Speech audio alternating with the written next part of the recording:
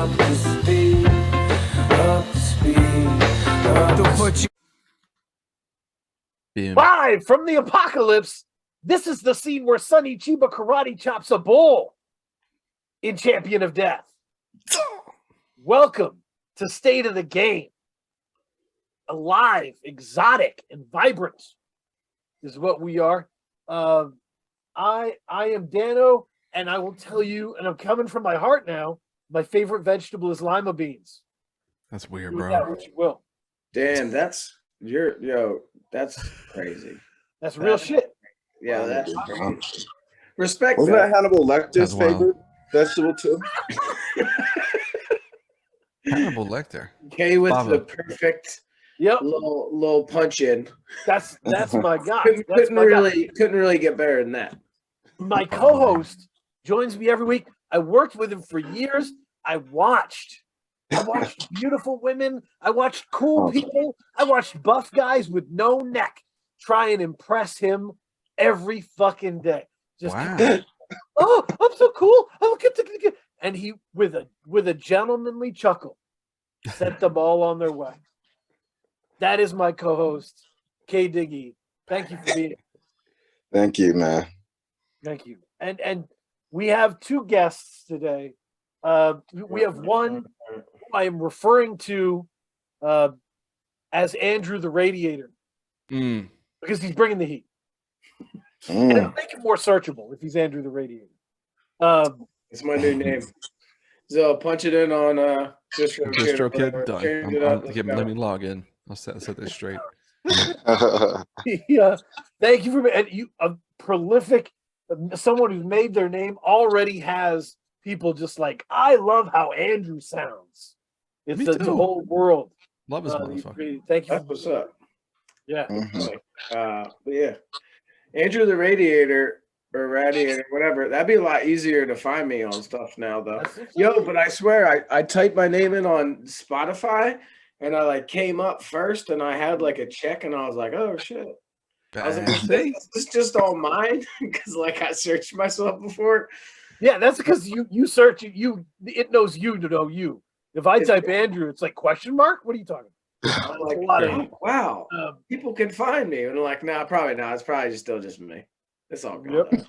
I And felt we like are joined by the steely-eyed coach, ready, throwing the chair on the court. We were talking Zilla Rocca's here. Thank you. more like the Zilla Rocca lips. Zilla Rocca lips. Hydrated. My antibodies are exuberant right now. COVID can't stop me, man. Exactly. That shit wiped Zilla out the Rocca planet. lips. Nah, I'm good. I'm smacking it around.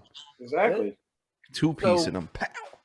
This album you guys put together is gloriously fun to listen Thanks, to. man. In my estimation. I'm tired of re-ranking Zilla's albums every time they come out. It's hard. Zilla has a very good discography. It's a job that'll never end. Yeah. Thanks, man. And I can't spend that time not thinking about Ka. Come on. But yeah, this album is super interesting. And I was thinking today, I was like, damn, Andrew has not been producing that long, and he already produced an album for someone else. Like that's got to be a trip. Yeah. How was that? How did that work? Bucket list thing for me, which was cool. Like I found myself, obviously, like we talked about this, like I kind of not like out of necessity necessarily, but I was like making shit for myself because I knew what I wanted, like I knew what I wanted to hear personally. But like also like I'm lucky enough to have a lot of people around me that are like super talented producers, but like, I was doing stuff that I wanted to hear, but like I was making a like more than I could, like it's like I can't rap on all of these fucking beats, you know what I mean? So I just had a ton of beats, and I think it really came to doing the record was like I put out Pop 1967. Zilla, obviously, was very like vocal and getting that more kind of like pushed around and into people's ears. And we kind of, so, we kind of like re-linked after that, and just kind of like we're chatting about what's coming next and whatever, and like we're talking about The Rain, that album, and he was like, "Oh yeah, I'm going to the studio this weekend. Do you got any beats?" Like, whatever. So I think I sent him like probably like 10 beats off the bat. Like, you got any beats? I was like, yeah, here's 10, Mhm. and then he like hit me back. I was like, I hope he likes something on this. And he's like, yo, I'm gonna use like 9 of these or something. And I was like, oh shit, all right, that's fucking cool, That's accurate. and then it turned into be like, let's just do a record, Right. which was cool. That's So, awesome. so what was it about the beats that you connected with? He has a style and a sound and an ear. See, like when it comes to producers and rappers, the older I get and the more I get into this shit, what only separates all of us is like what our value systems are and what decisions we make. So if you really value, like angular, rugged, distorted, then you're gonna make decisions to go with that, like if that's your thing.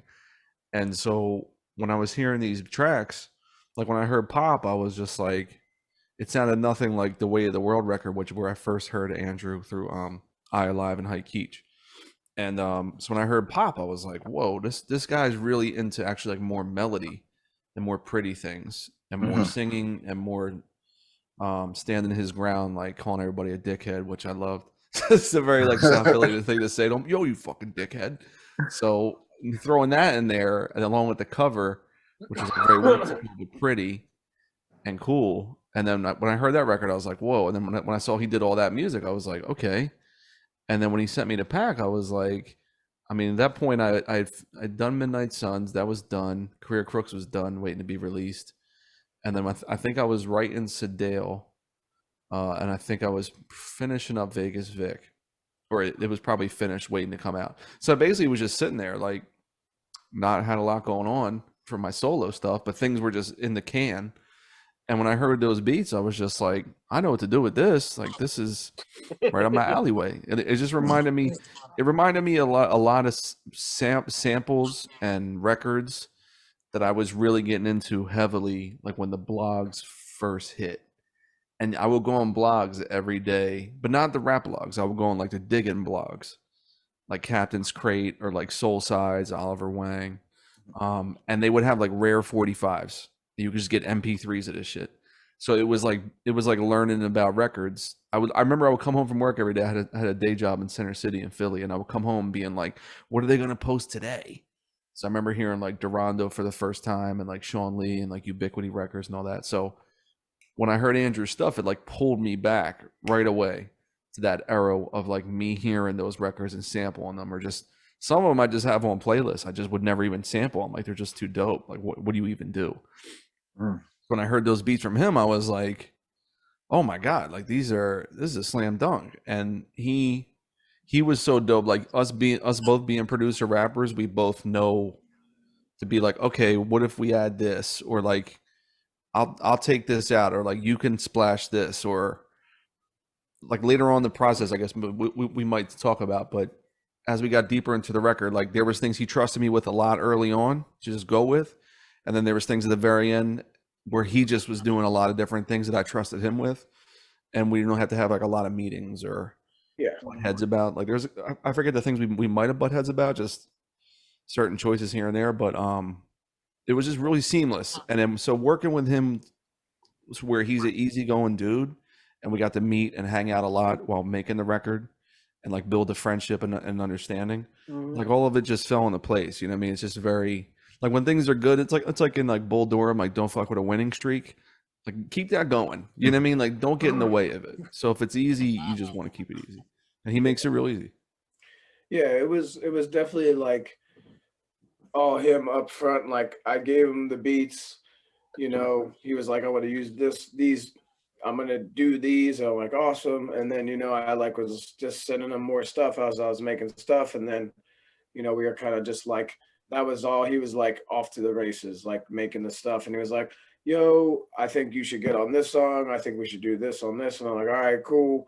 Then I think one of the things that was like just the interjection of the record was like we had a bunch of the stuff, and it's funny. So You Need Friends with Brian was originally a solo track of mine that was gonna go on The Rain. Yeah. And Zilla pulled it from The Rain because he's like, I like this song a lot. I like this beat, but like it doesn't, I don't think it fits here.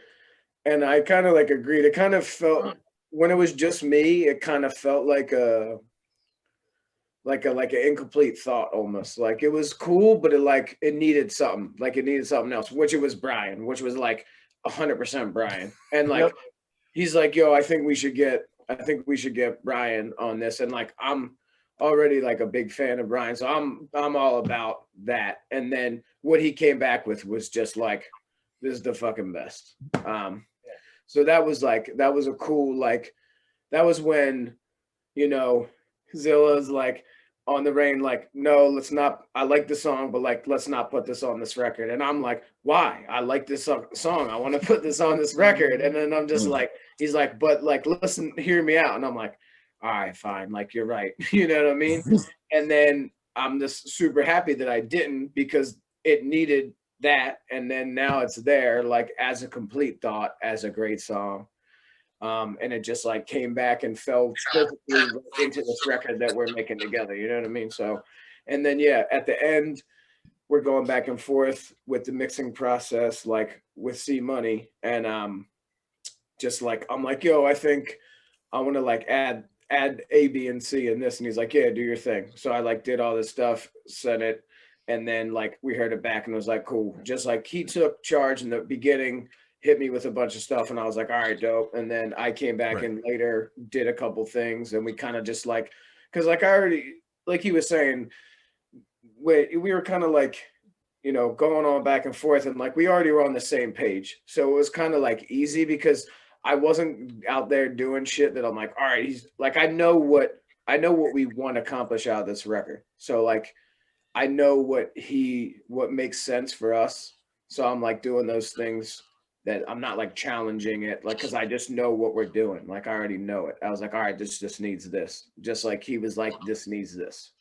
You know, Right. we both kind of like took charge at different points, Yeah. came together. Definitely. What was your goal for the record? You said you knew what you wanted to accomplish. What did you want to accomplish? I mean, I don't know if I mean necessarily like it was just kind of like we were on the same plane. Like we were on the same team at that point. Like we both had the same vision. Like it was just like, all right, I know where I want to take this. I know what this, I know like what I need, and I know what the sound, like what we're going for. So like, you know, the things I'm adding is just adding to like this overall thing. Yeah, my accomplishment was just to blow Andrew the fuck up. That was it. Like when I heard Pop, I was like, yo, I'm running around telling everybody about this record. I'm like, this shit is crazy. And it was just such a huge breath of fresh air for me as a consumer and as an artist, where I just felt like the snake was eating its tail a lot. Like people were just kind of cranking out the same kind of record. And I was like, I don't want to do that. And then when I heard Pop, I was like, shit. And then when he and I linked up and he sent me The Rain and we worked on that, and I was like, yo, this is ill. Like let's hash this out and figure out how to package it and where things could go and what to do. We had started making our record too while he was finishing that one. And then so for me, I was like, well, the plan is to take this goodwill from Pop that you have, put out your solo to make people be like, okay, this dude's like a standalone guy. Like Shrapnel's not on the album, Alaska's not on that album, I'm not on the album, Darko, no one's on the Rain, which I love. I really love that it's like him standing there holding his nuts, being like, this is just me. This is the world of Andrew. If you don't like it, then it's not for you. You know what I mean? If you want to give it a shot, it's not going to be like Rome Streets, or it's not going to be like Vince Staples, or it's not going to be like, you see what I'm saying? It's really its own space. So then going into our record, I'm like, how do I then let him have his own universe that he's building while moseying in on this side?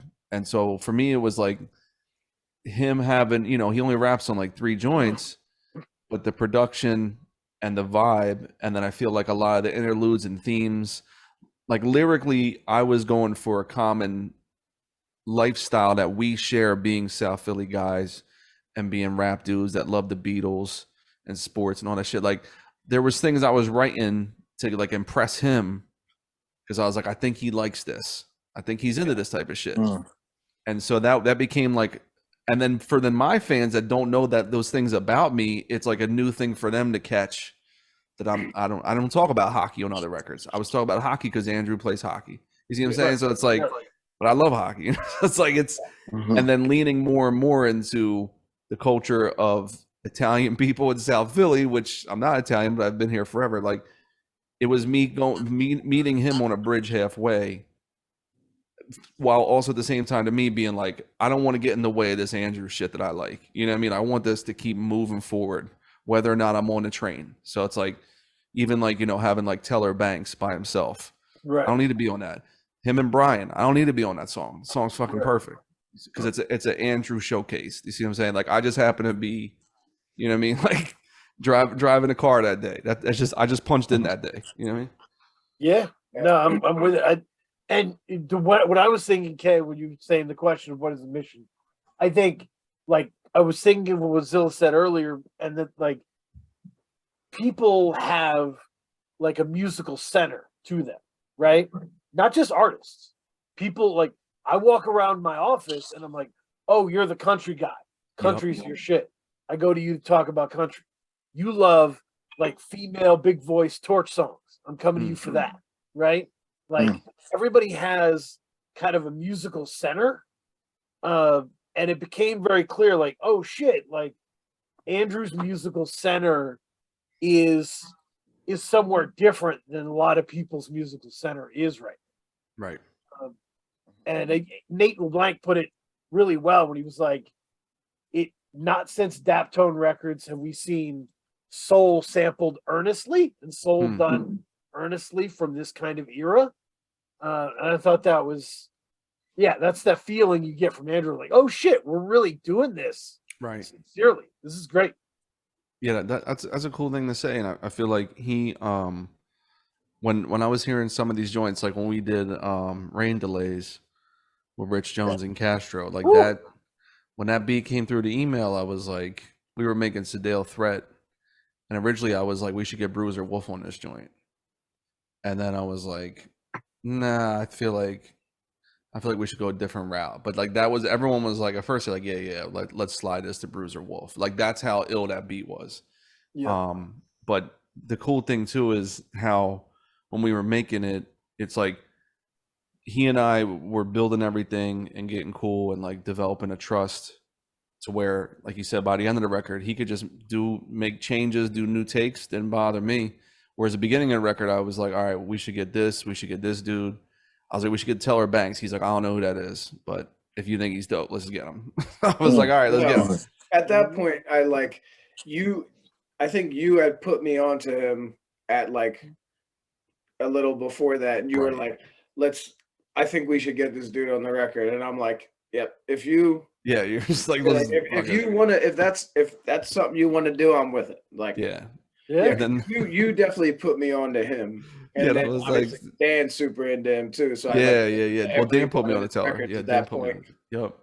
So it's a Free Music Empire situation right now. Right. Yeah. No, I was so happy. I looked at the guest list and I was like, I might have interviewed all these people. Like, this is great. Yeah. But yeah, no, I really love like Limousine Liquor is one of my favorite Andrew beats of all time. I was so fucking dope. That might have been the first one I wrote to. That might have been the first one. I think it was definitely the first beat I sent you for sure. Yeah. And I like literally like had that beat like for a minute, and I was like, I love this so much. And it was one that I was like writing to, but I was like, nah, I don't like. I just kept like scrapping everything I was doing, and like I eventually came to a point where it's like, I really like this beat, but it's not for me. Like it's not you said like that, I'm like, I love this, but like everything I do on it, I'm like, this needs to go to somebody else. And then as soon as we started this as the first beat, I sent him because I was like, I fucking love this beat. Yeah, you said that. can't You were do you it. were you were like a hesitant dad, like at the first day of college with the kid, like give him the hard hug, like I want you to go, but I don't. But like you Right. really need to leave. Yeah, I It's your know. time, but I don't. I sadly want to hold on, but I There's a can't. couple beats on the record that like I sent him and I was like, fuck, like this is like beat that I love that I like had for myself for like a minute. And I was like, but I gotta let it go. So I was Yeah. like, I'm gonna give it to Zilla because I was like, I can't hold on to it forever. Like you need to have this one. That was same with that. That was No One Cooks on Friday as well. Yeah. Yep. Another one like Yeah. oh my God. And I'm very glad that I gave all of them. I think Limousine Liquor is important because I think, Kay, it sets the tone of like For the album. it's like, hey, we have enemies, but they're clowns, and we're gonna laugh at them and move on. And that's just the tone of the record.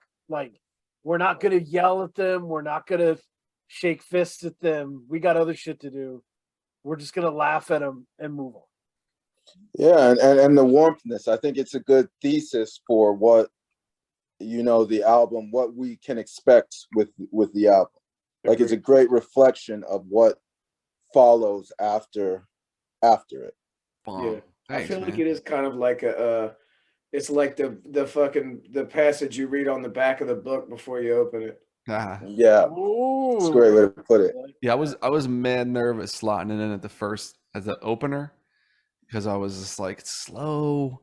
I was like originally I think it was like at the end, and then we did the River Knows, and I was like, fuck, where's Limousine Liquor gonna go now if it's not the closer? And I was like, then it's gotta open then. Fuck it. Like I just gotta put it in there. And if people don't like that, then they won't check the rest of the record, then so be it. But it's gotta be It there. like slides though. It's a slow bop though. Like Yeah. It it's really slow, is. but like it's so fun. Like and it's just you're like really just sliding on it. It's like such a good bop. I really like it's such a fun track. I really love man. that. That joint's You cool. fucking did your thing on it. Thanks, man. Like easing your way into the pool, you know what I mean? Most people Yeah. don't just jump in. They stick a toe in and then dip the rest of their body in. And I thought that was a great opener. Oh, thanks, Yeah, man. and you had like a nice like drink on the rocks with like some nice sunglasses on. You were slowly walking into the pool. Ooh. So, Kay, give me your run on this. Do you have any great runs where you're just Yeah, like, I mean, I thought the run that opening 4 songs were great. I mean, I really loved No One Cooks on Friday. It was one of my favorite productions of the year. I mean, it's just the whole year. It's just a gorgeous song. So I thought that 1 through 4 was a really strong opening 4 songs. Take it. Okay, I think I'm going 3 through 9. Give me 3 through 9. Look at you. Start with Draper Papers, right? Mhm. All the way through Rain Delays. Ooh, Yeah. I got everything. Rain Delays, boy. Yeah, Draper was like when he sent me that beat, I was like, yo. I was like, man, I'm just gonna rap forever. And I was like, I don't have a song like that. And I love like all the Drake songs. Like every Drake album, you get one song where he just goes 90 bars. And I was like, I'm doing it. This is my Drake shit. Yeah. And I made sure like everything was correct. Like my family was away for the weekend or something. And I drank like a whole bottle of wine and wrote it and then recorded it all by myself. I did a lot of takes because it was one take. I'm like, no punches. Yeah. So I probably did about probably like 10, 12 takes, but all one through. Yeah. And was just like checking them because I was like, it needs to have like a feeling where it's professional and it's on, but it's like loose. And I was like, I have to. Now I would take breaks, like drink water, so my voice wasn't destroyed. But so I worked hard to get that all in one shot. And then the more I kept doing it, just the more I could like mess with certain pockets and like because I wrote it to be like because when you listen to those Drake songs like Diplomatic Immunity or 5 a.m. in Toronto, he changes patterns like every 2 to 4 bars, like something's always moving, so you don't realize it's been 80 bars. You know what I mean? Because it's not just like one pattern. So I was like, all right, how do I do that? Because that's not like how I instinctively write. Yeah, so I mean, if it was like if you were just trying to get it one take, you could have just did it. But it's like as Right. you're going, you're like, all right, I want to deliver this like this, and then you start over, and you're like, and then you Yeah. get to another part, like, all right, now I gotta. So it's like you're kind of figuring it out on the Yes. fly. Mhm. Yeah, that was labor, but it was fun. That joint was Oh, fun to make. That's Man. like And that's like the best though. Like you said, like you're just by yourself. You're just like having fun. Like that's like truly some of the funnest moments though. Oh, It's yeah. just like when you're just like out there, like all right, like you rap a verse, but then you're like, I'm gonna deliver it this way, and you just Right. like are fucking with the deliveries and like Yeah. how just like where you're gonna take breaths and just do different stuff, and like that is just the funnest thing. Like Yeah, I and, have and so then much you fun know with what? And then for No One Cooks, to Key's point, it's like that joint. It reminded me of like the Kanye. It's that shit on late registration. I heard him say, and I heard him say, "Nothing's ever promised tomorrow today." And then Adam Yeah. Levine's like, "Nothing's ever promised tomorrow today." So I had that hook. I had that concept and hook for No One Cooks on Friday. No One Cooks on Friday. Monday, Tuesday, Wednesday, Thursday. No One Cooks on Friday. Like just on some like Black Sheep, like Jungle Brothers, like basic shit. And then Andrew came by the house and I played him that, and he was like, "Oh, that's cool," because I had a hook for that where I would just go, "Till I'm waving goodbye, goodbye, goodbye." I was like, smatches together, peanut butter and jelly. I was like, "Boom, here's my hook, here's your hook." Yeah. That's how like the Kanye shit happened too. I remember they talked about when he I forget, like he had that hook and then he met Adam Levine who had a hook On the in plane, mind, yeah. and then they mashed the two hooks together, and I was like, "That's what happened on that joint." Yeah, and it was fucking great. I love it. Whenever Kay and Zilla are together, the power of their Kanye love is dynamic. It real. comes together. Oh You can't man, front I on the mean, Kanye love. You know, there's a cutoff, but you can't front on that. I still don't listen to condone those everything he records does, but heavily. he's brought a lot of great moments to me. Yeah, So come on, bro. 100%. And that album too, Late Registration, like really warm and melodic, absolutely. pretty. I mean, you know? honestly, that stuff is like was like such a like those early records like truly made me realize that I could do something different than like growing up listening to like Nas and Wu-Tang and shit. And then it was like I heard these first Kanye records and I'm like, oh shit, like I can do something you know what I mean? Like it opened up a whole new Yeah. gateway for me for sure. I Yeah. remember listening to Spaceship and I was like, dude, I stole from the retailer I work from too. Like, oh shit. Yo, dude, fucking like that what the fucking GLC verse on that Ooh. is just like I literally listen to that still and I'm like, this is still one of my favorite verses. Like it's just so fucking good. It's incredible. Yeah. No, the Draper Papers is like, octopus style, 8 ways to get money. Like it's just so many gems in it. Octopus method, 8 ways of getting cash just to reinvest. Crazy. Crazy. Yeah, honestly, and like you even said it though, like it was really cool to hear you on this stuff. Obviously, like I'm biased because it's like I gave them to you, but like it was cool that like you were like, all right, let's like open up some shit that like let's like take it to a different place, like while still being you, but like opening more shit up to like listeners that you've had forever that like might necessarily have not got this Zilla stuff. Right. So it was cool to like bridge the gap and kind of like still be you while bringing it to a different place, but like staying in that zone of like what I was making as well. Yeah. Yeah. No, quick hits K on this album, stuff that I love to talk about here. Zilla always sneaks in an incredible Buddhist song. And Actions of the Now is just the most of that. It's so glorious. God, I love that song. It's That such a joint, Buddhist song. that joint was like, it was cool, right? It was a cool song. And then Andrew came by probably like 3/4 into the record. He came by the house and we were just playing joints together. I forget what he was recording. And we were playing that song.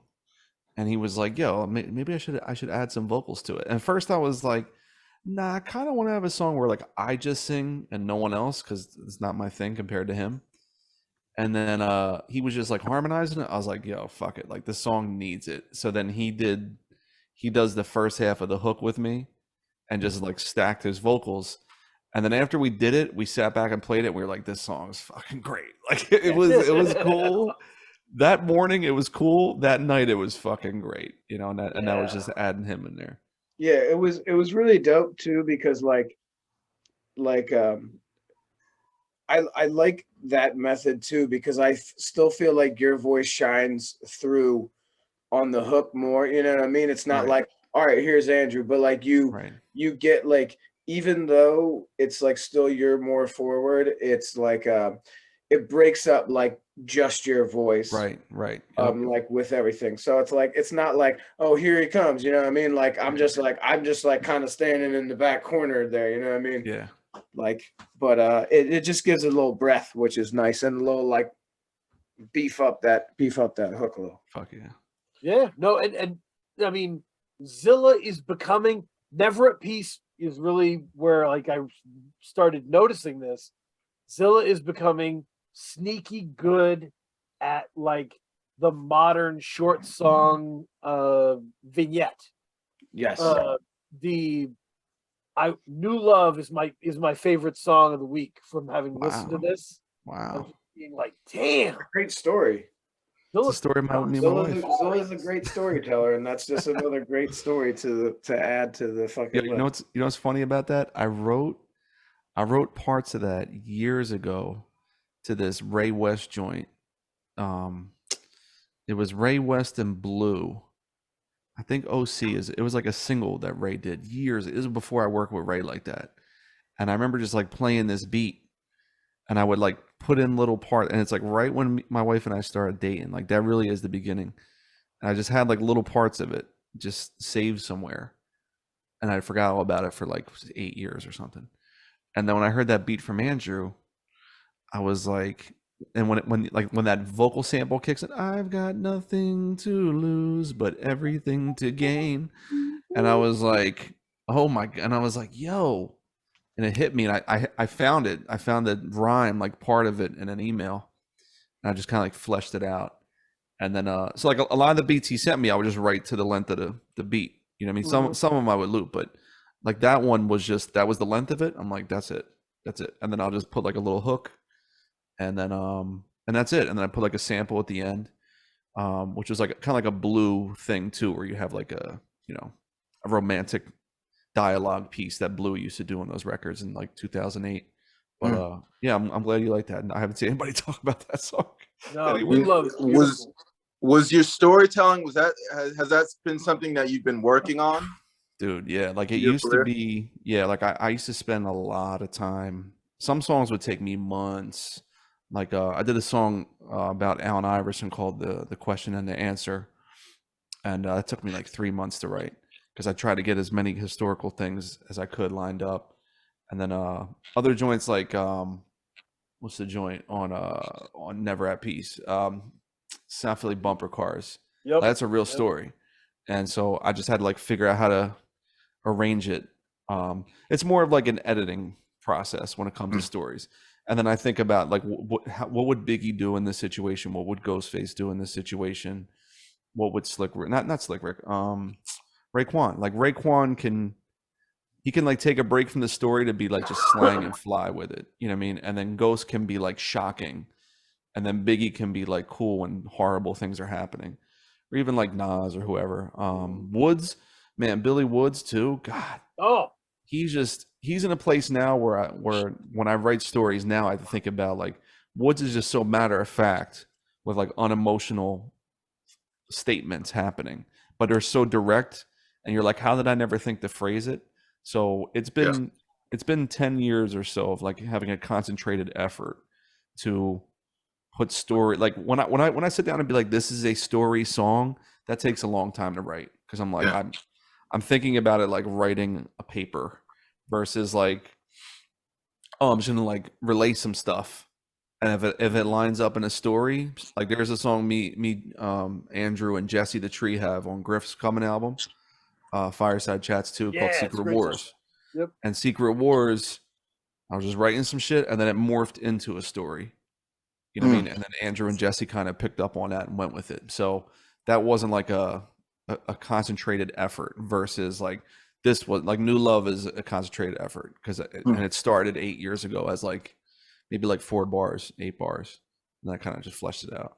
And so, Yeah. like, what are some quick tips? Because I know telling stories on a rap song, it's pretty difficult. So what like quick tips would you give to someone to do well you and need not to be sound corny? Yeah, Yes, like you exactly. have to be as specific as possible, right?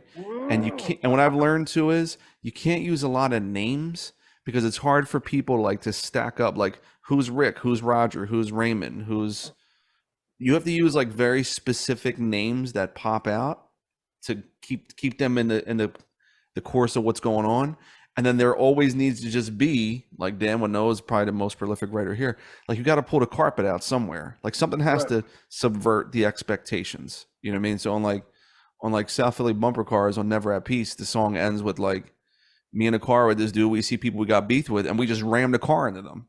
Like that's like that's not something you would think would happen when you're chasing people that hurt your friend. Oh, we see him in the street, we're gonna run him over with our car. But what you would think, like, you know, you get out, you know, you have a fight, someone pulls a gun, I don't know. So you always like want to kind of. So then in New Love, it's like, yo, I found a new love, but I'm living with someone else, and I gotta pay rent with them. That's that like the last 2 bars on that are just the best. Like The best. my new love, she has to pay the bench. My old love with Right. her, I split the rent. Like just Right, and that's it. You don't know if it works out. You know what I mean? In my real life, it did, but like that's you just, right at the end, just pull the rug out from them. Right there. And that's, I mean, to your point, Kay, like I think me and Zilla share a love of crime writing. And for me, I got into crime writing to help me as a writer. Because the way it works is if you read like a Jim Thompson book, he's like, look, there's Brutal. a character, his name, you know, there's this character I'm doing, and by the end of the first paragraph of the first chapter, you're gonna know who the fuck he is, and I'm moving on. Right? And in order to do that, you have to be very specific. And like when you talk about Woods, think about, I don't know if you've heard Metal Lung, Kay. The Shrapnel. Doesn't ring a bell. It's the Shrapnel album. It's the new Shrapnel album. Castro and Prem. Yeah, Castro and Prem Rock. But there's a feature from Billy Woods on it. And Billy Woods' verse starts with him describing waking up and his shoulder coming out of socket, like his shoulder hurting as he wakes up. And that's how he starts the verse. And like that detail, that's such a shocking detail for a rap song that you're just like, fuck, I'm in. Like that is relatable and out of nowhere, and I'm in. Right? The details, they're grounding details, you know. And that's what Zilla sneaks a lot of those in. Zilla always reactivates an enemy from his childhood in his albums. And he did it with poor Oscar. reactivates. I love it. Poor Oscar. He said, you're soft as Oscar in the lunchroom. Oh no, that's Otis Spunkmeyer. Those are cookies. That's a brand of cookie, Otis Spunkmeyer. Oh God, I thought it was someone. Soft as Otis Spunkmeyer. That's why I say saturated fat wrap. It's like the Cisco brand cookies they get that are like 850 calories. Oh, I know that. Yeah, 70 grams, but them their joints Hilarious. are slamming. Otis Spunkmeyer. I thought that was someone you went to school with, and I was like, this dude's doing it again. That's hilarious. Eat lunch alone in the bathroom like I'm fucking Steven Glansberg. Like that, you know, you're funny to use about Woods and the crime rate and all that. Like that's, I on the Shrapnel record when I say, I was like, I have like a little story part where I was like, hard workers always thrive. My man used to take my keys saying I was too drunk to drive. The next day I asked him, yo, where's my ride? He said, how'd I know? I was too drunk to drive. That's real. Like, and I say dodging death 99 to 09. I looked older than I was. Now I'm older with a buzz. Like, so trying to get like really dangerous weekends and like a little 4-bar a piece to be as like, that's Biggie, like to be as direct as possible, but catchy. You know what I mean? To say, how'd I know I was too drunk to drive? Like you just say the same bar but inverted. You know what I mean? And that's a scary thing. And someone's hearing me say that. It's like, Yeah. my man took my keys, saying you're too That drunk shit to was drive. so real though. That's like how many times Free Uber. We didn't have Uber. You know what I mean? Yeah, I It remember. was stupid. Yeah. Yes. No, yeah, that's it's a big deal. And this is a curated album, a hella curated album. And it's because the game is full of prolific artists who are prolific in the sense of like bread, peanut butter, jelly, sandwich, out, right? And that's like, and just more bread, more peanut butter, more jelly, another sandwich. I'm prolific, right? And this is an album that feels refined. There isn't a better version of it, I think. Agreed. Yeah. So, yeah, good deal. I appreciate that. Sorry, I had to plug my laptop in. I appreciate it. No Yeah, you know problem. what? Real quick, it's like that's the biggest thing me and Andrew had to navigate was like how, because he's got so many ideas and he's so fire, and he's got things that I love that I would drop every day of the week, and I would want him to drop or put out with anybody. And the trick is like, how do we give people time to catch on to this? You know what I mean? Because I like the fact that every month that went by after his album came out with me, someone was buying it without us even going crazy with the promo. And so I saw his thing, like I saw people keep catching on. And then I figured with this record, people would go back and catch his stuff and catch his stuff and catch his stuff. And so now it's like, we're in an interesting spot where he can go so many spots with it because he has so many records and ideas and styles. And I don't have any right now. I got one other album. That's it. Like I'm chilling. So I could just watch this dude take a place over where he has, again, like his place now where people know what they're getting when they walk into that door versus like, who's this guy? I can't find him. What? I don't understand. Right. Nor does he have to do that game of, like Dan's saying, like, here's an album every 6 weeks just to make sure, like, you know who I am. I feel like his stuff reward, like when Dan was going crazy last year over Pop 1967 and playing it for his kid, I'm like, you should. You know what I mean? Like, Right. It should stay with you. You know what I mean? Like, I don't listen to every Beck album. There's a lot of Beck albums, you know what I mean? But Right. I'll go back to Midnight Vultures. I'll go back to Guerra. I'll go back to Odelay. You know what I mean? Like, what's the other joint? Sea Change. Like, I'll go back to them joints. You know what I mean? A lot. So sometimes with the way things are, all of us, it's hard to stay up on everything everybody does. There's so many dope people. But I feel like once you stumble onto this record, I hope you backtrack and go into the Andrew rabbit hole. There's a lot of fun Andrew songs. Weight of the World. Oof. Coins. Gotta love that. But we're here to talk about the best rap group that never was. REUPGANG.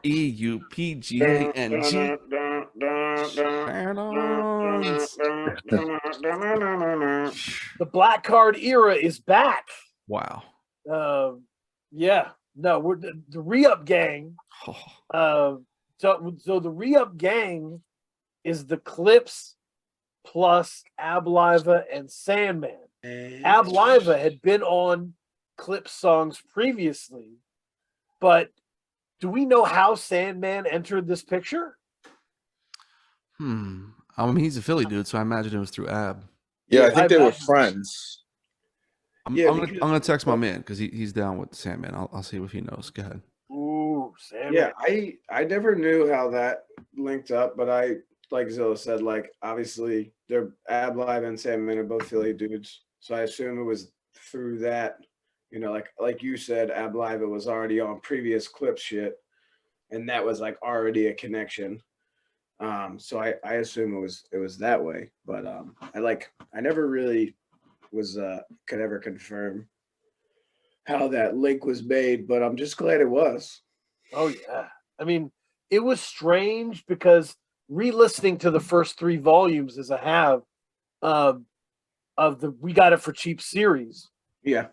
Volume 1 is very strategic, right? It's very like Pusha does these interludes describing, the different personalities of Ab Liva and Sandman, and you get like I think the sermon is on there, is really good, and like just great songs to showcase how these people work, Yeah. and like how the group is stronger as the group, and so it felt like they had a plan, Definitely. It was very Wu-Tang-ish. You know what I mean? It was like always setting you up to know, here's what these dudes do. Here's their style. We're going to bring them in for this one. Like, this dude's going to get more time to flex. They all sound totally different. It was incredible. And they were all just obsessed with like one-upsmanship every song. Yeah. They were really like, you could hear it on that's why the records are so good, because like every dude was, especially at that time, it was like they were fucking going so hard that it's like they knew they had to come with the hardest shit every time, because they were like constantly fighting for that, like the top spot on every song. Everyone was coming with like the hardest verses. Oh yeah. It's made for like some of the best mixtape and the best songs ever. And it was so fun listening to this music because this week, because there's no Derringer type beats anywhere. No. It's these beats Jiggy. are like these songs, they're taking songs from the radio, but they're picking songs that are like, that have that kind of cool kids pactive energy. Yep. There's oh shit, this shit rides, Yep. and yeah, like I mean, what's it called? On what is it? Is it the second? Is it on? Yeah, is it on like volume 2 where it's like hate it or love it, mic check? Like they're fucking. Man. You know what I mean? Like they're rapping on like the corner, like fucking. Yep. It's like it's so. It's like amazing. Oh my God. What's the volume when they do when they do Daytona 500? Ooh, that's two. Yeah. And then they do like They Know from Shorty Low, which was new at the time. Oh Yes. Like Yep. they were just everywhere. And like that's, I think Ultimate Flow is on that too, which Oh my God, over Drugs by Kim. Oh, That's my favorite. Yo, that it's, what's funny? That made me like the Little Kim song even more. Because I remember when the Kim album hit, all I played was Queen Bitch. That's like one of my favorite rap songs of all time. Queen Bitch is perfect. And then I remember playing, No Time, the Diddy joint. Yep. And then like what's the name? Like Crush on You, but the radio version was the better version with Kim and C's.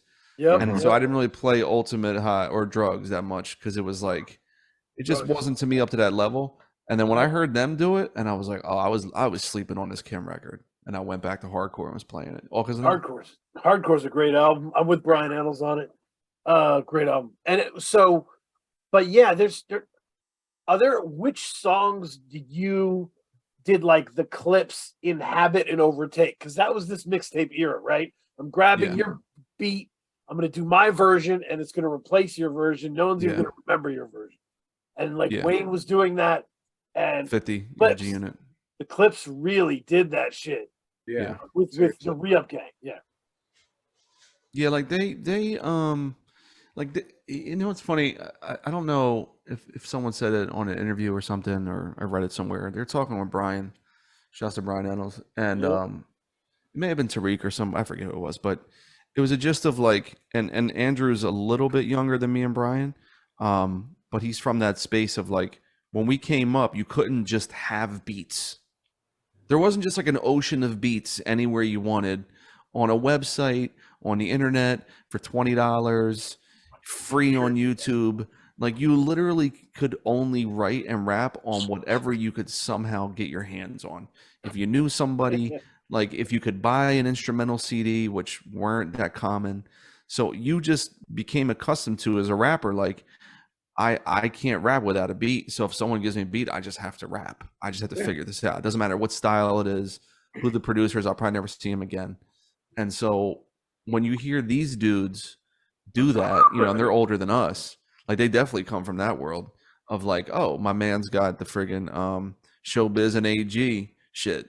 Oh, I've been rapping on that since like 95 when that came out. Well, now it's '02. Now we're millionaires. Let's rap on it again. Or like, but then what's the name? Like the rhyme on the what's that, the game joint? Put you on a game, the Timbaland beat. Yeah. That was new. They're like, all right, I could take, like, they could just handle any type of production. Yeah. And Totally. it goes back to what I heard. Like, I'm pretty sure Brian or Tariq were saying, like, when we came from that era of like, you had to rap on whatever beat was there. It didn't matter what the You're style rapping was. on the end of songs when the shit just goes longer, and you're like I remember just like a quick interjection. Like one of the things that I rapped and wrote like when I was starting off to most to was Obi Trice Don't Come Down, because at the end it just has like an inner like that outro that just rocks for like ever.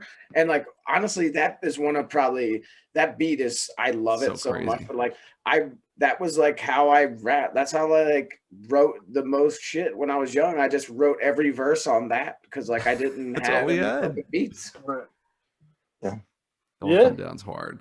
No, we used to just put on a Quem and I go outside and just rap, Oh yeah. It was just, and just put it on repeat. Yeah. But- Just And fucking and the clip started in the Star Trek family. So obviously, Pharrell and the Neptunes. I shouldn't say Pharrell and the Neptunes. I should just say the Neptunes. The Neptunes, all of their beats were pretty much lyrical exercises. You never knew what you were going to get, so you had to make do with what they gave you. Yeah, a you lot didn't of them always were have a clear sample to extremely ride. script too. Sometimes there were bloop bleeps, and they were like you just had to figure your way out of it. Yeah. Yeah. Sorry, Yeah, what were you saying, Andrew?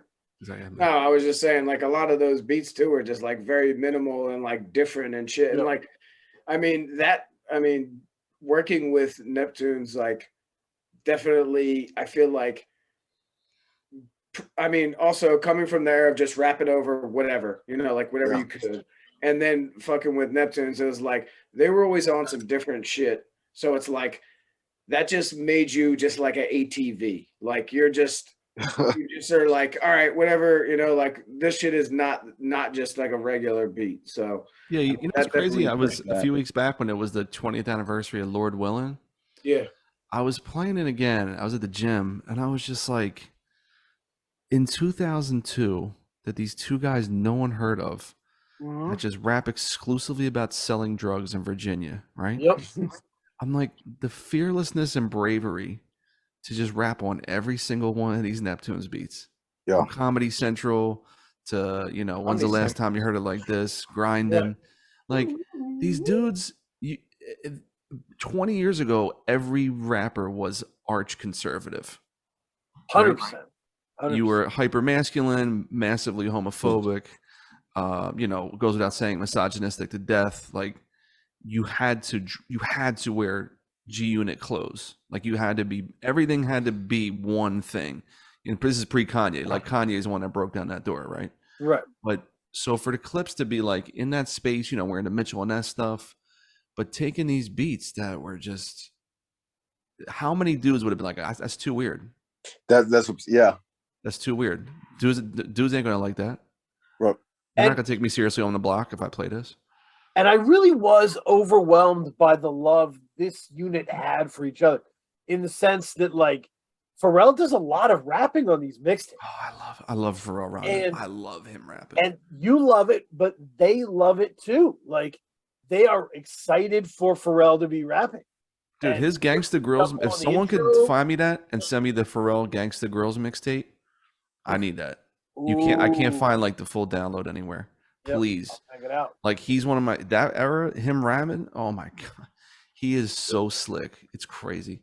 And I think he's developing and growing as the mixtapes go along. Pharrell's getting better at rapping, and his people are happy for him. Yeah. And I kept thinking, I was like, man, the Wu-Tang really didn't have any investment in RZA being a good rapper. Like, they really kind of didn't. I would say like 97 RZA is one of the best rappers ever. but he wasn't. That wasn't. You're right. That wasn't like the focal point. It was like, let's give this guy more shine. You know what I mean? Yeah, they weren't rooting for him to be better. No one, No. no, He did it in spite of them. Yeah. right? And I think, but there's a real family like feeling to that, to the link that the Neptunes and the Clips have, and that's really cool, and it really shines through on these records. Yeah, like when you hear the intro to Volume 2, right? Yep. Right, where it's just like the kick drum, and then just like one burn, burn, burn, burn, burn, burn, burn, burn. Like, I remember playing that, being like, "This is the beat, like this is the whole thing," and they're all just going crazy on it. But it's like a very like '80s vibe. Mhm. It's very 80s, and like that's what I think the brilliance of Pharrell and what they're into is like Pharrell just takes native tongues. He takes Rick Rubin. He takes Zilla Rocca. He takes all the real classic stuff, Jungle Brothers.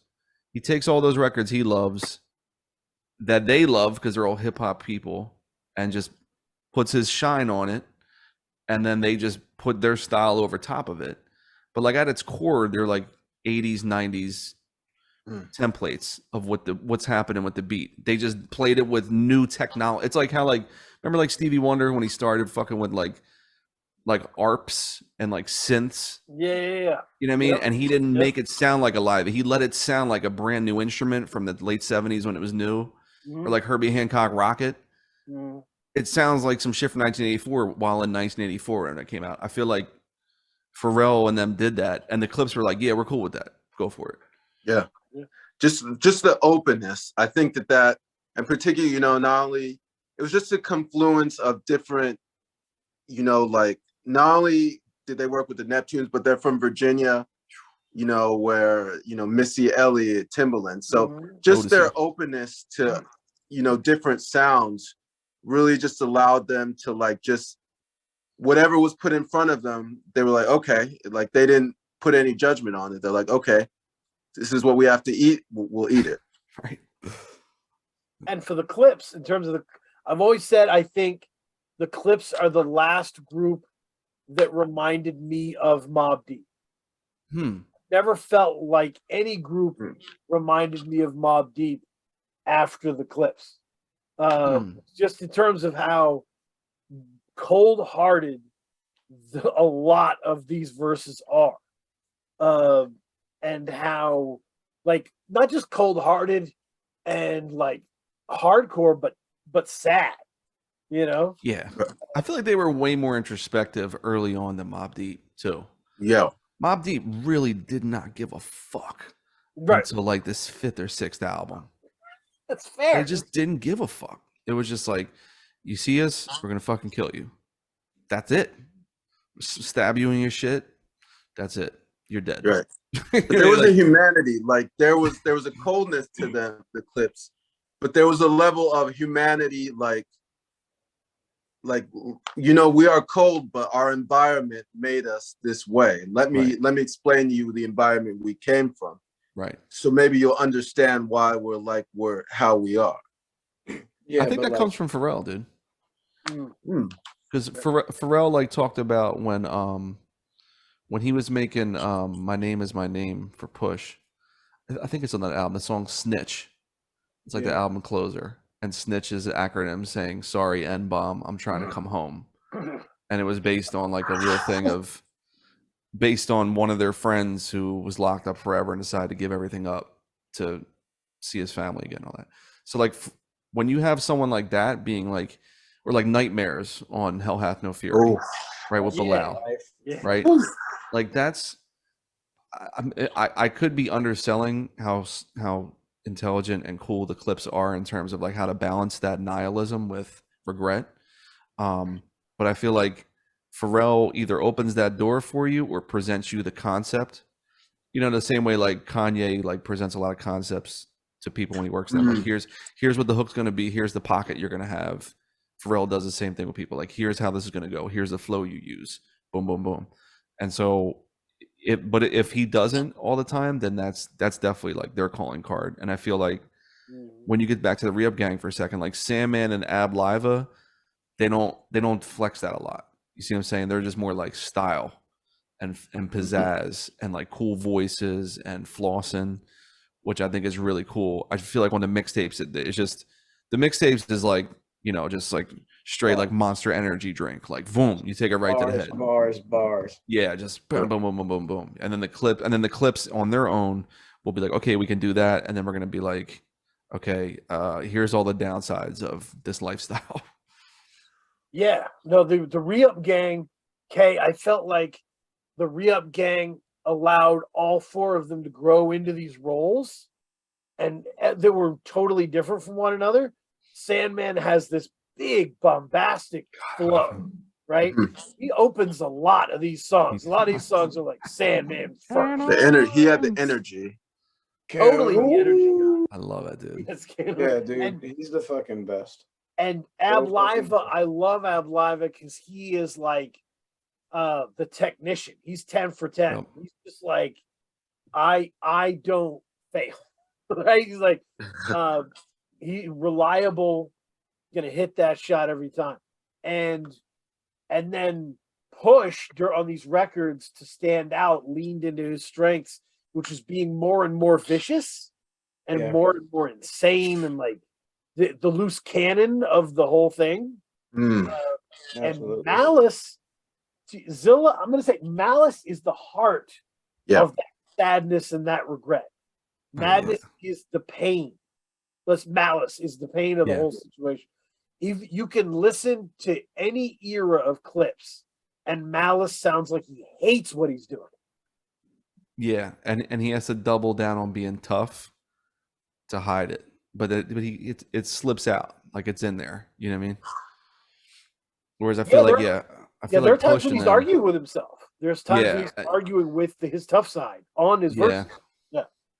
Yeah, I feel like with Re-Up, it was like the sad part was the actual album they put out with Koch or whoever E1. Yeah, it was just so. Yeah, it was just so vapid and empty. It doesn't even count. It's just like, don't even. It's so bad, and it's just. Well, it was like a bunch of like recycled things, and then like over different beats, and like it was just really a mixtape of their mixtapes, like kinda. It was like let's not get sued when we put this out. Exactly. It was like honestly, I feel like there's so much like behind like all the Clips records and like all the like there's so much like you're saying, like it's like the Re-Up Gang like mixtapes are like bars and bars, but there's so much energy and so much like you feel like so much feeling, and you feel like, and then this album came and it was just literally nothing. So like it was just a flat line. Like I remember every time like a new like We Got It for Cheap Volume 1, 2, 3. I remember when they like came out, like being so fucking excited, and then like just bumping that record only for just like a month straight, and then that record came and it was just like legitimately like I'm not even gonna get to the end of this, and I'm not gonna play it again. You know what, like the worst part, and speaking as a person who did mixtapes around that time, you know, all of us were doing it, and I'm looking at the album came out in 2008, which is the last year of the worst era in rap history, right? And so like they fell victim to it. Speaking as someone who did mixtapes and all, me and Castro were just talking about this, where like I did an album in my old group, and then as soon as the album was done and we started doing shows, I was like, oh my God, we only have like maybe 2 or 3 songs off this album that go live. Everything else is like too somber or weird. And then we started making mixtapes, and once we started sprinkling this set with mixtape songs, I'm like, oh, this works. And then we could put in our regular songs in between them, because the mixtape let you, like you said about Wayne or 50 or them, it's like you're already getting street tested, approved beats that work. Yeah. That we know this works. Yeah. This hits. Right? And that's why you're using it. Right. You know what I mean? So it's like, we know this is going to hit already. Here's my version of this song that has already hit in 1996 or 95 or 02. And I feel like, so they were so good that they potentially thought, oh, we could just put this on random ass like shitty keyboard beats in 2008. Right.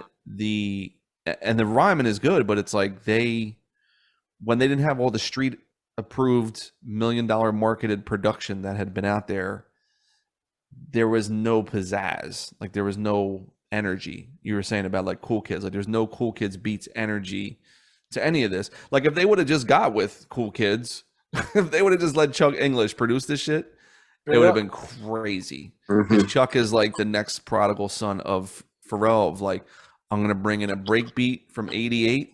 I'm gonna play a couple of keys on it, some rattling bass. We're done.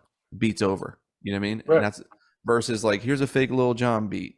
Here's a fake DJ Khalil beat. Yeah, You type know what I mean? beats. Yeah. Yeah, like they were doing this. It was just corny. And yeah, it felt like they punted on the operation. It felt like they were making, like they were cooking a turkey that takes hours, and 4/6 of the way through, they were like, fuck this turkey, and threw it out.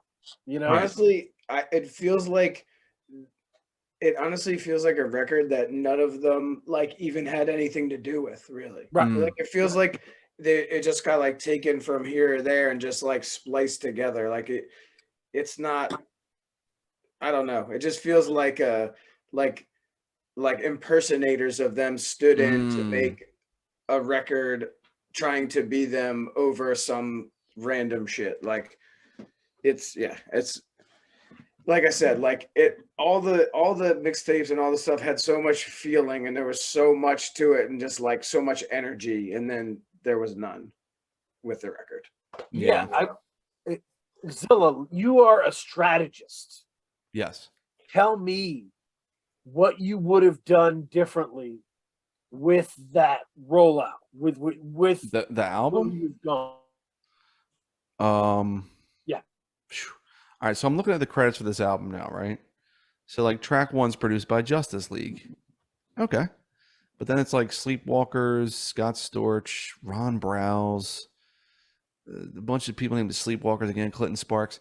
Like there's no you've two options. Here's what works. Neptune's work. We know that. So you have to go full on Neptunes, which they probably weren't going to be able to get because Hell Hath No Fury didn't sell well. The industry was shifting. No one was buying records, right? Right. So you probably can't get a label to front the money it's going to take the Neptunes to do a full record for you. Or you have to go the other way of like, okay, all this goodwill we have from the mixtapes, who produced most of these mixtape tracks? Golden Age producers, right? Premier, RZA, Right. whatever. You have to figure out how to get these guys aboard. Like you have to go with what works already. You can't reinvent the wheel, much less reinvent the wheel with like a guy named Carl Maceo. No disrespect to him, or Chink Santana. I don't know who these guys are as producers. Matt Bang. I don't know who this is, right? So this is definitely like if they got like a $50,000 budget for production, they gave Scott Storch 20 of it and then gave the rest out to 7 more people. You see what I'm saying? Like, Yeah. so, and it's a bad time. Like I said, 08, it's just a bad era.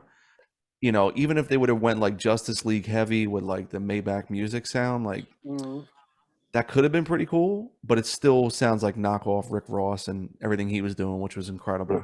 So I just think they could have Sandman left after this. So Yeah. Right. whatever was going on, like Andrew said, it wasn't really something they enjoyed. You know what I mean? Because after that happened, they all just stopped after that album. It literally like sunk the ship. Yeah, you're right. It sunk the ship. And then like if Pusha doesn't pop up on Dark Fantasy, he's never heard from again. You see what I'm saying? Like, Yeah, because he popped back up with Kanye, and then that was like the trajectory there. right. So Well, like, I think Push becomes so vicious on the Re-Up Gang. One of my most remembered Re-Up Gang moments is on Volume 3 on the Rock Boys song. oh my When he starts it, he goes, "I want to thank my connect. Hold up, I can't do that yet." And he's just like clowning Jay-Z. Like, who does that? And like, Push became so malicious, and you know that he was unignorable. And like, but Kanye is on the last Clips album. yes, kind of like a big deal. Kind of like Yeah. a big deal. That album is terrible, bro. It's weird. It's you have like Popular Demand with Cam, which is amazing, and like the first song, the opener joint's crazy, and the kind of like a big deal, and then everything is a fucking dud.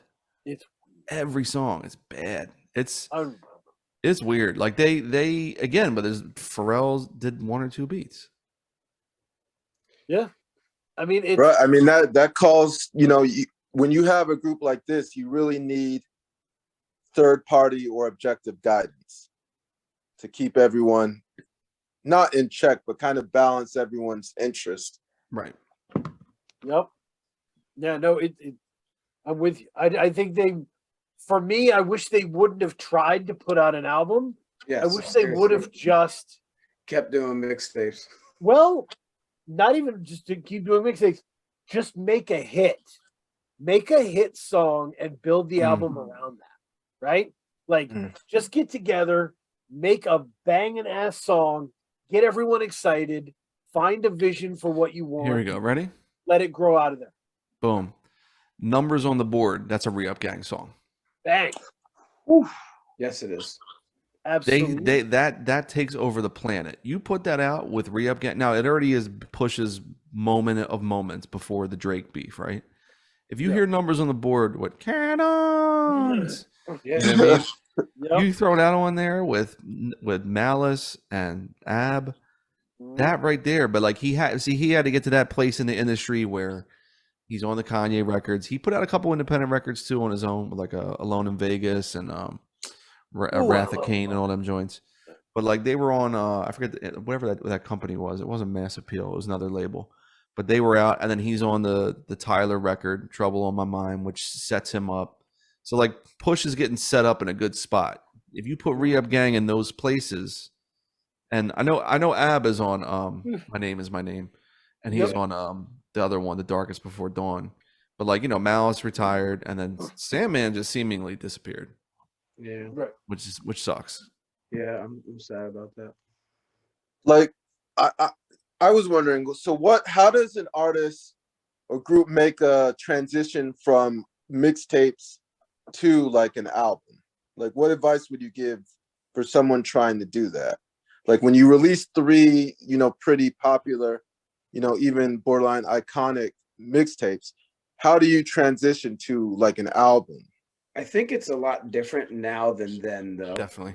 The thing about it that, like Zilla was saying at the time, is like those are just like street tested stuff, and it was like now, like there's just with all socials and everything, and then there's like I feel like producing is so much more accessible, and there's like you're put in a position to be able to link with so many different people doing actually really good work and that are just trying to like get their name a little out there. Like if this was like Re-Up Gang was happening now, it could make the best album ever without paying $1. Like they could link up with so many good up and coming producers that are trying to like get out there. Yeah.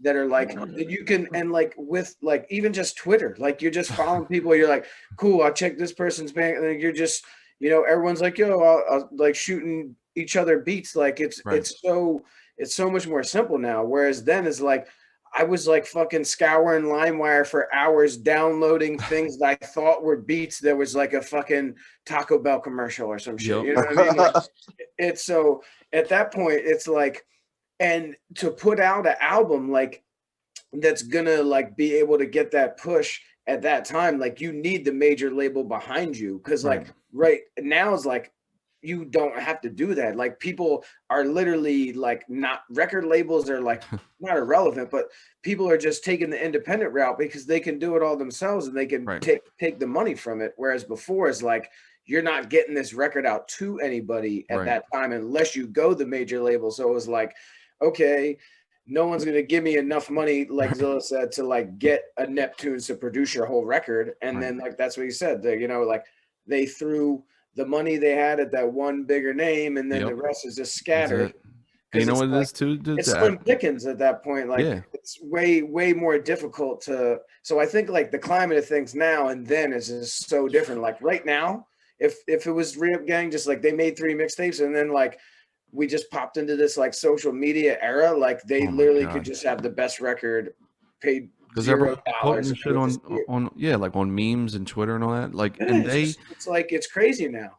And back then, the sad part was, and this wasn't specific to them, The sad part was that mixtapes served as a way to circumvent the industry, which moved like a fucking battleship. It couldn't make a hard left turn, right? Everything is slow and moving. You had to get approval, and you had to go to lawyers, and you had to fucking contact this person's label, and then radio, and then get it pressed up, and then Best Buy, and all this shit, right? And so people were doing mixtapes being like, oh, I could just go to DJ Green Lantern or Clinton Sparks or K Slay for a weekend, get high as shit. They play 20 beats, I make 20 songs, and we can get it out the next week with CDRs, right? Yep. So they had the freedom to do that. But the problem was that the labels looked at the mixtape always back then as like, well, that's just like a promotional tool to make people expend money in 6 months at the CD store for the CD, right? Right. And so Re-Up Gang back then fell victim to it, where it's like they're clearly most enthused on one style of beats when there's no pressure, when they could just all hang out and do shit. And then the minute they get a budget, it's like, here's knockoff G-Unit Maybach music beats, because that's what the label wants to put on the CD to make people buy at the store, versus the labels back then couldn't think like, no, everything is the same. The mixtape and the album, it's this, the artist is the same. Like all the funnels should go into one pot, versus like, we don't touch the mixtapes, okay? But they keep our artist hot. But when it comes to the album, you're going to do a song with fucking Carrie Hilson. You're going to do a song with fucking Brandy because they're hot. You're going to do a song with fucking Lil Zane from that era. Like, you damn sure are going to do that. But on the mixtape, you and your DJ friends, you can put on whoever you want, all your boys, whatever. But when it comes to this real thing, when we put real money into it, it's got to be this way. And I think at that time, they, like Andrew said, they were too constricted because they had to be fit into a square peg, versus like all these mixtapes from all these things we love, you're hearing the artist really being their true self, like what they really like to do. Not like, okay, you know, here's the fucking R&B person in the moment, I got to do this song, and okay, I got to get this young person because they're on the label now, they got to be featured on this song because they're fucking managers, boys with this guy, and okay, all right. And because they're being themselves on the mixtape, and then in the when they're coming to the records, like you had to play the game of the record label. Correct, you're not making your record, you're making a record because you want to succeed, you want to get the record out, but you have to play the game to be able to even get the record out. So it's like, okay, I got to do this ABC bullshit with these people. As for like, even like you said, with till the casket drops, it's like Pharrell. Or it's like Kanye. Carrie Hilson's on that album, bro. Carrie Hilson's on there. And then it's like fucking Cameron, and then the rest is like you said, Carrie Hilson. It's like with the, you know what I mean? It's like a bunch of people at the time, like. And you started to see, because of that, Zilla, like I said, I started like in mixtapes, reading mixtapes, and I was watching mixtapes kill albums. Yeah. Like, so if you're releasing it as a marketing tool, it's got to be an appetizer for the meal. Right. Like so right. Like, go ahead. Yeah, I'm sorry. Give you an example. Solid example. Rick Ross drops one of the best mixtapes I've ever heard, Rich Forever. Rich Forever. And then follows it with God Forgives I Don't, which isn't as good as Rich Forever. Right. But is quite a good album. It's a good album. It's not Rich Forever. But it's not Rich Forever. And it can't be. That kept happening. Yeah. We kept getting mixtapes that were better than the albums they were promoting. Here's how fucking stupid major labels were. You ready for this? This is how fucking asinine and ridiculous. And I hate like the term like disruptor and tech bros, but like they did need to be shaken out of their mansions and skyscrapers. This is how fucking moronic these people were. In 2002 or 3, on the internet, Danger Mouse, who last time I was on your show we talked about, he puts out the Gray album. Okay? He puts out the Gray album. Where has he gone since then? To the fucking stratosphere. Because he did that mixtape. Guess who made $0.0 off that mixtape? Capitol Records and the Beatles Publishing. Guess who's made millions and millions of dollars? Danger Mouse. That's how fucking stupid these people were. They couldn't be like, wow, this guy in his house remixed the biggest fucking rapper in the world with the biggest band of all time. That's a new album we can sell to both audiences. Everyone gets paid. This is a fucking win for everybody. Holy shit. We don't even have to pay this guy for doing it. We just won't sue him. They were Right. like, no. Cease and desist. And because it ceased and desisted, it made everybody want the fucking Gray album. And people were Right. pressing up on vinyl and CD and selling it hand to hand in stores and all that shit. That's And guess who- promotion. one person benefited off that. Danger Mouse. Not Rockefeller, not Def Jam, not Capitol, not Yoko Ono, Paul McCartney. None of these that's how stupid they were. They blew fucking $50 million. That cost them. That's how stupid they are. It's the cease and desist from the FBI to the Because you know what it was, Kay, NWA. back then? They all were so hypnotized with fucking NSYNC doing 50 million CDs, Britney doing 30 fucking million. All these people, they thought they were in the CD business. No, you're in the music business. Music's on 8-track. It's on cassette. It's on MP3. It's on LimeWire. It's on Kazaa. It's on the fucking radio. They kept holding on like, you better buy this fucking CD or we're going to sue you.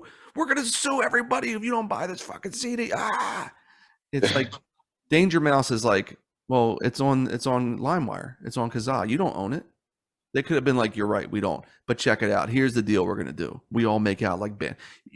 My dad has been buying the Beatles shit for 60 fucking years. He would have bought the Gray album if they put it Right. out. He would have bought it, as would every boomer in the world. Every boomer would have bought that shit. They missed on so much money because they were like, no, he's a fucking internet. He's pirating material. Ugh. So I say all that to say the mixtapes, how much money could labels have made off the Wayne mixtapes being released? Straight Oh, up. man. All the money. All the Come money. on. Yeah. They're lucky he hit with Carter 3, right? That's luck. Yeah. Because Yeah. mostly everyone who made 50 mixtapes didn't get the hit album after that. No. They had a disappointing album or like the lukewarm album, right? Right. So if But Rich Part Forever Three came still out, not as good as those mixtapes. right? So, and I'm not even like a big Wayne mixtape guy, but I appreciate the the how much it meant to people. Like all the Lil Bean mixtapes. You're telling me like Capitol Records, if he came in every single month, boom, here, put this out, put this out, put this out, put this out. They're so fucking dumb. They were like, no, it needs to be on a disc. It needs to be on a disc that we charge $18 for. It costs 40 fucking cents. No, bro. And that's why they deserve to all get fired and lose their jobs and people steal shit. Because they were all like latching on to Forever versus like, yo, if all these artists are having breakthroughs doing this shit, ride with that. Like, what's so difficult? I remember Rick Rubin. He was at like a Columbia CEO like 15 years ago. He's like, yo, we should just charge a subscription. We should just say like $10 a month that you can get like every fucking album or song on this label. Columbia Records has been around 90 years. They were like, that's crazy. Who would do that? Wow. That's And he that's was like, pretty all right, much the fuck you. And he shit, bro. bounced. You see what I'm saying? Like, Wow. he was thinking about that shit in like 2006, 2007. They're all morons because they're all like 80-year-old lawyers running this shit. You know what I mean? Like, Right. fuck Right. them. So they deserve to get capsized. But again, like they were so dumb to think like, oh, if Rick Ross is on Def Jam and Rich Forever is from Rick Ross, we should get a cut of that. No. That's like for them. That's like for the streets. We don't want that. We want like the sterilized version that no one wants. Like, Yeah. No, So it's weird. It's weird. And I think because Push has transitioned into like being a label head and a label guy, I'd be interested to hear what Push would have done differently with what he knows now with the re-up game. You know, how he would have organized it. yeah, he would do something. I just think they're just it was bad timing in history, but Definitely. it kept all them hot. It got them to put out more records on their own. I just think that like there's like we all know too, like people that grew up in that industry, that model, even now, like it's hard for a lot of those artists to shake out of that shit.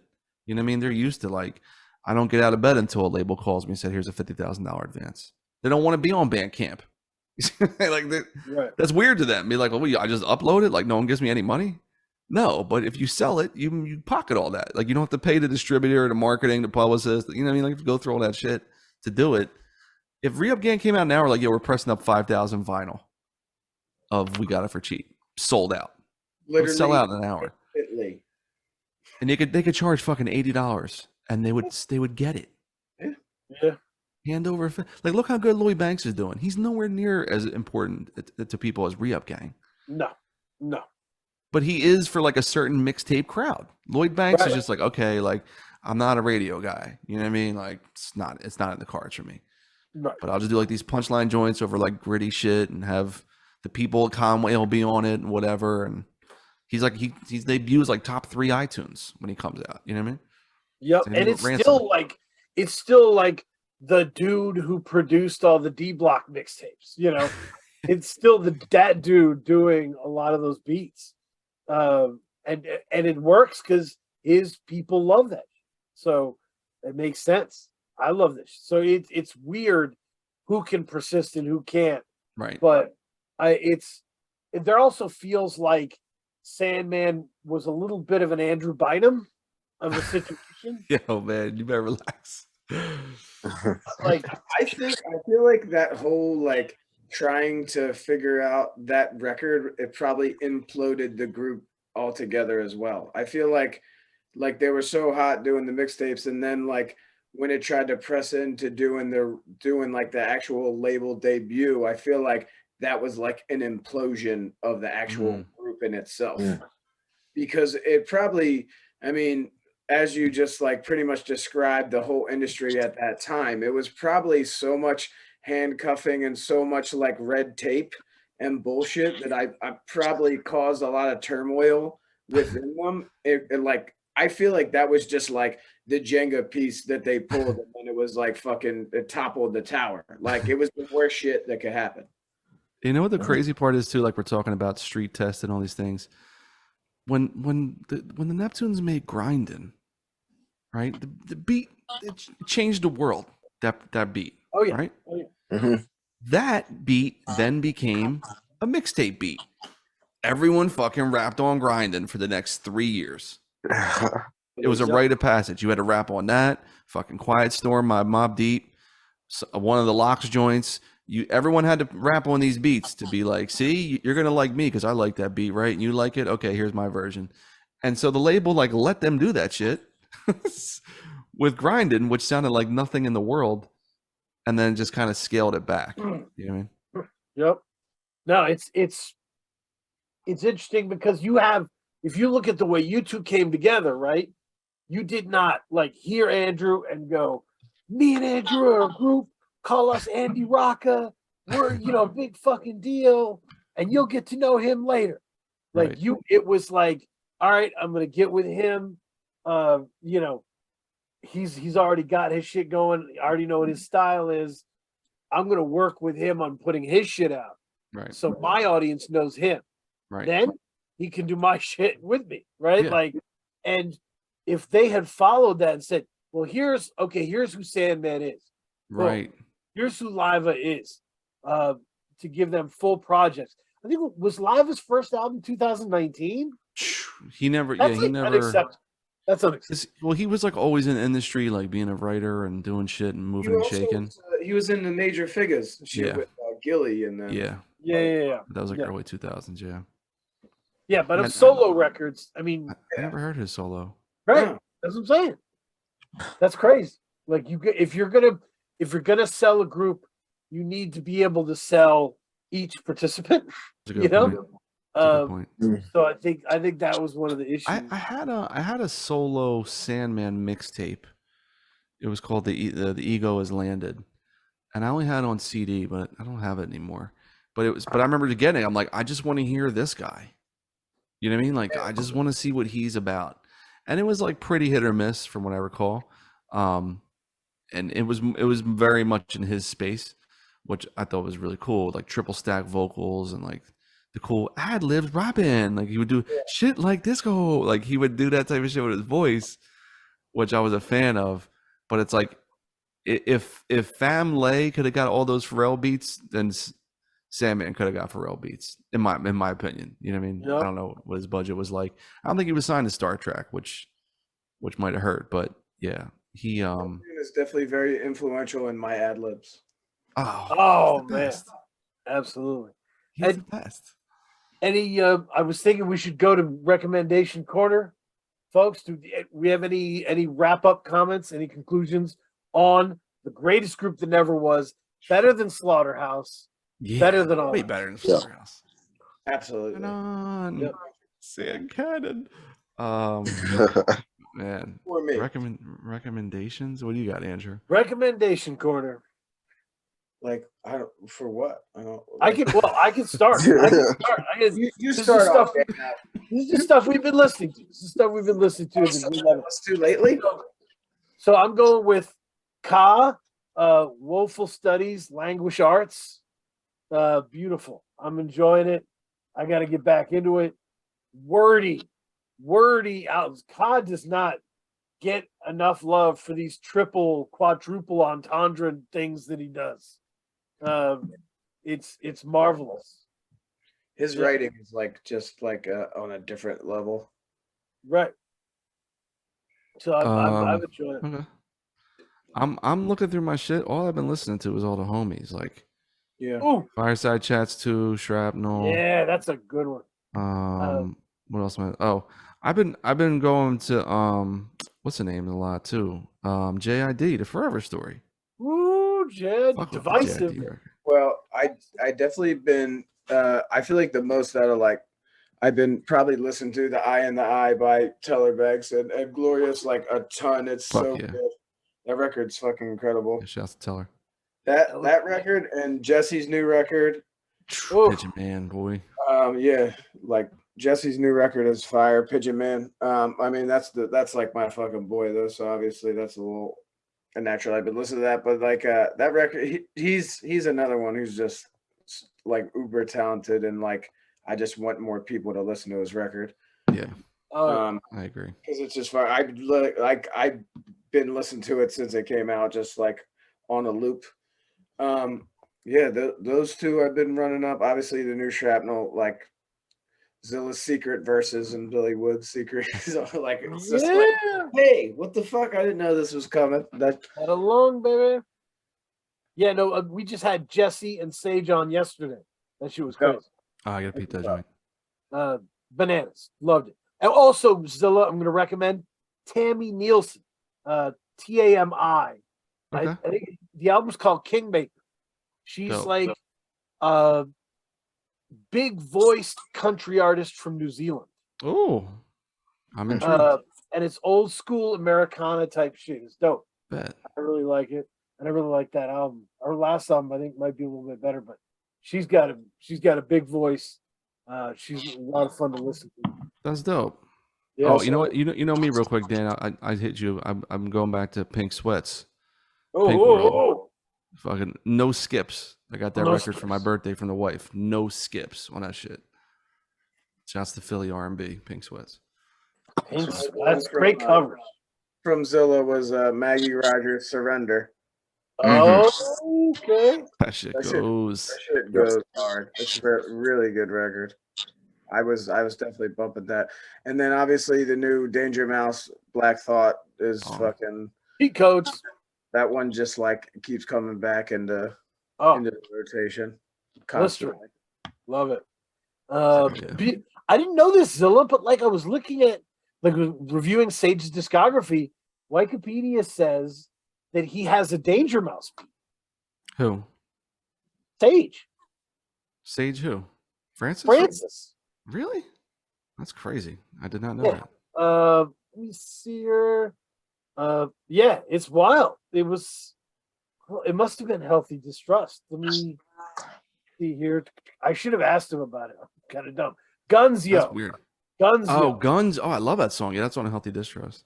It says Danger Mouse did that shit. That's weird.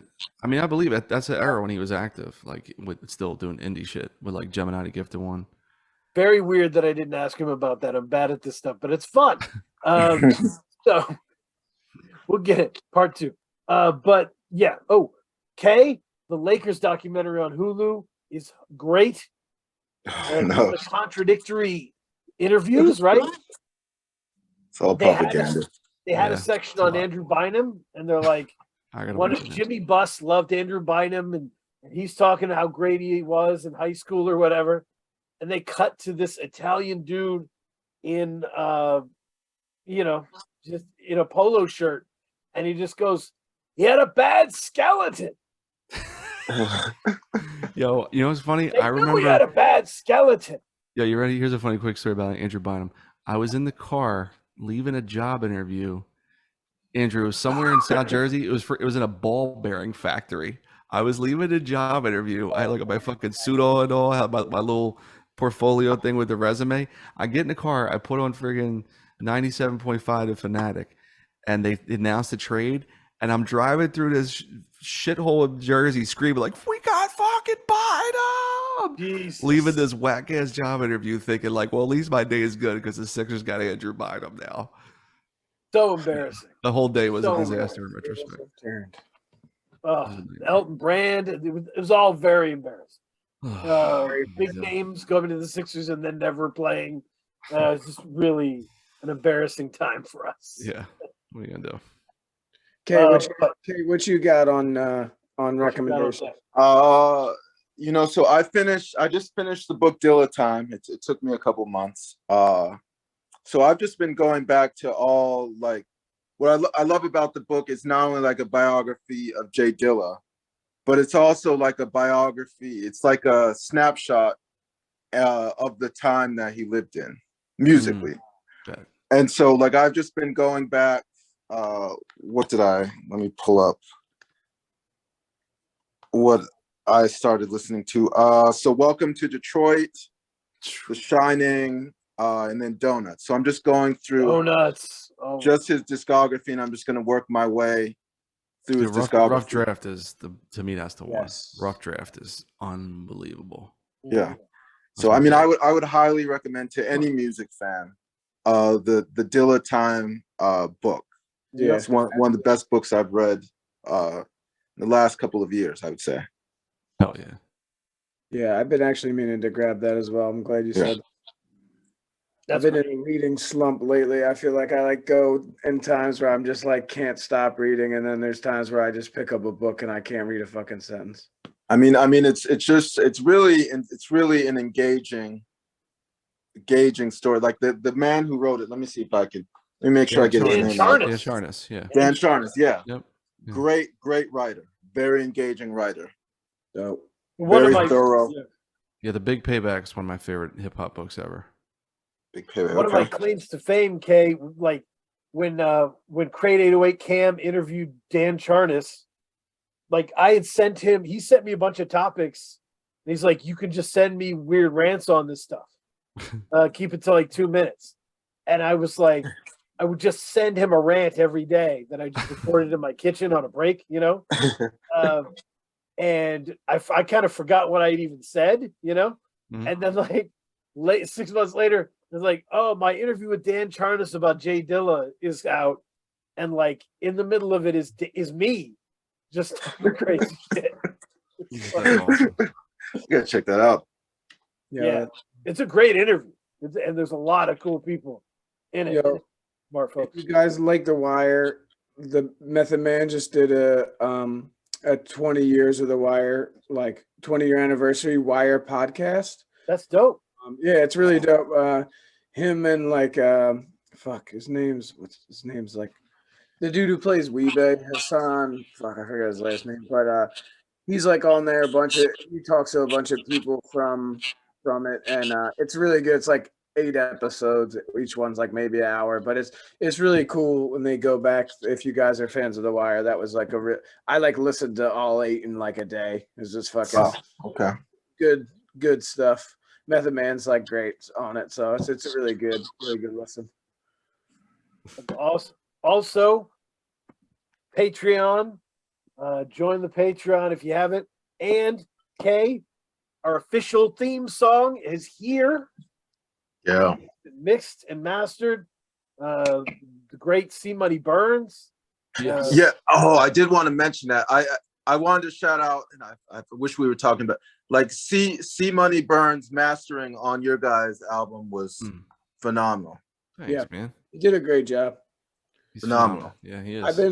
I've been like I worked with him on the last record. Like he did The Rain as well. For me, so like working with him, I feel like it's like a lot easy. Me and him, like he knows like my stuff, so I feel like going back and forth with him. It's like the more we work together, the more like we're getting right into it as soon as like he gets it, which is really cool to see like a kind of like us growing together. It's like it's another art, it's been really great working with him though. He's incredible.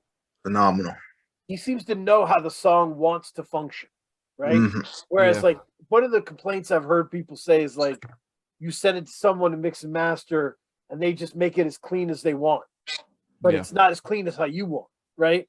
And Right. like you want to find a sound, and he always kind of gets what you're trying to do. Yeah. Well, that's what I mean. It's like when we first started working, it was like not necessarily that, and then like over the time, like he knows me, and like he already knows where I'm trying to go with it. Like, so communicating, like it's so much easier now. It's great. Like he really like works and like knows how to. He like gets to know the artist he's working with to like do it correctly for them. You know what I mean? As opposed to just being like, I'm just mixing this person shit. You know what I'm saying? Yeah. Like Yep. there's an art in what he does. Like truly. Yep. That's awesome. Kay, how did you feel about the song? Loved it. Oh, that's it. Loved it. Awesome. It I was try, guys. beautiful. I've been playing it. We'll put it up for the Patreon, and eventually we'll. I got some clips cut up into intros and outros, so pretty good. So yeah, I'm excited about it. Yeah. Follow Call Out Culture.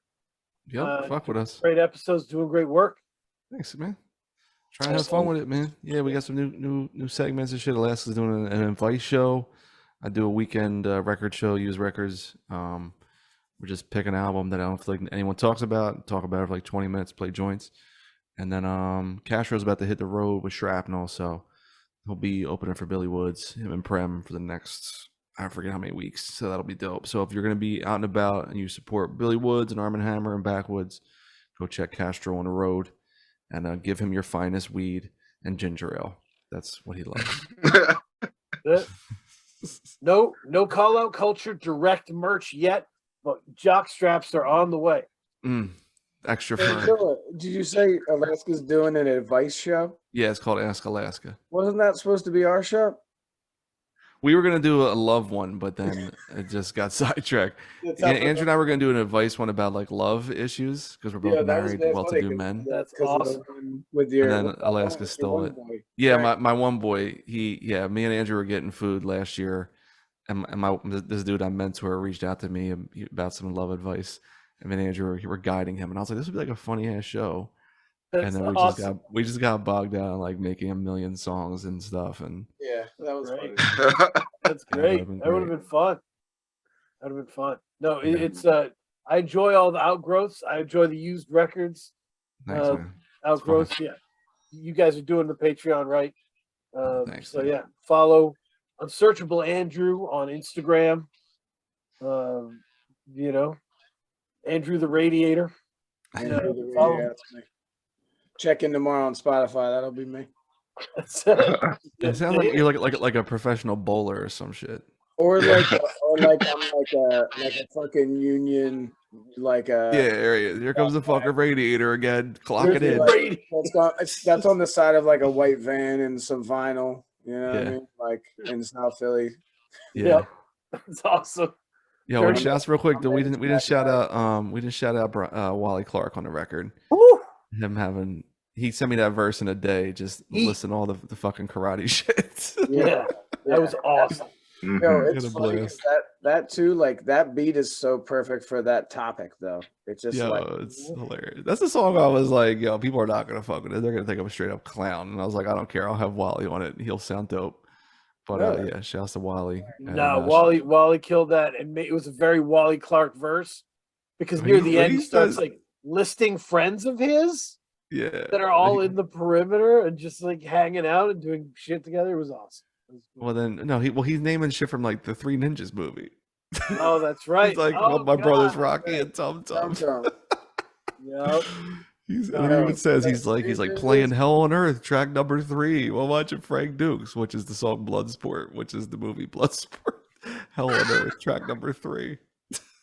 Shouts Wally to- Clark shouts- jokes are complicated.